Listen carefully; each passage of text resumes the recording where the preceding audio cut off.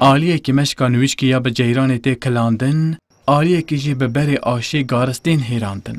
Ev dîmen ji Festîvala Nasandina Bajarê Erdexana Bakurê Kurdistanê ne.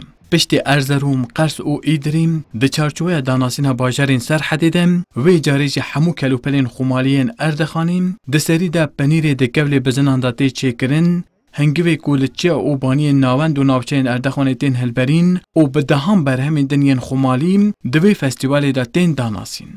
Suzan îşyera ku bi meşka xwe li zozanan berê xudeya vê festîvalê û nevîşkê organîk çê dike dibêje, wê xastiye tehma nevîşkê xwe belav bike seranserê Enqerê. Organiktir. Kendi hayvanlarımızın sütünden. Ev nevîşkê me temamê organîk e û em şîrê heywanên xwe vê nevîşkê çê dikin. Ajalên xwe jî em bi xwe xwedî dikin. Me ji zozanan ev nevîşk aniye vê festîvalê ku bidin temkirin. Yek ji berhema ku tenê li Erdexanê tê hilberîn, ev minyatûra biçûk e ku bi cil û bergên geleriyên Erdexanê hatiye xemilandin ku her yek mînakeke cuda ya cil û bergên vî bajarî ye. Yöresel damal bebeğimiz. Damalın Evcilin ku neha li ser ve minyatüre dibinin Cülübergen galeriyen Erdexanene. Jibo dayık keçen Cülübergen cuda hene. Uji 36 parçayan bekten. Neha edi keçen bajarime Van Cülübergen luha nakin. Li dayık dapirenme her li van cilan hadikin. Erdexaniyên ku bi salana bajarê xwe nedîtine û welatiyên Enqereyê jî tevî giliyan daxwaza zêdebûna çalakiyên wiha dikin.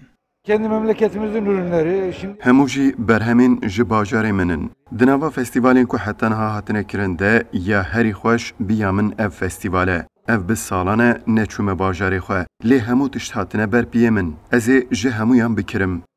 Yöresel ürünlerini bir yerlerde görmek çok güzel. Tiştekî gelek xweş e ku mirov berhemên xwemaliyên hemû bajaran bibîne û tem bike. Bi tesadüfî me ev çalakî dît. Giliya min ji ber pirsyaran ew e ku agahiya çalakiyên wiha çiyawaz li seranserê Enqerê nakin ku gel bibîne. Her wiha di festîvala ku di heta pêncê berfanbarê berdewam bikede, li gel kelûpel û xurekên xûmaliyên bajarê Erdexanê, govendên geleriyên vî bajarê jî di qada festîvalê de kêm nabin.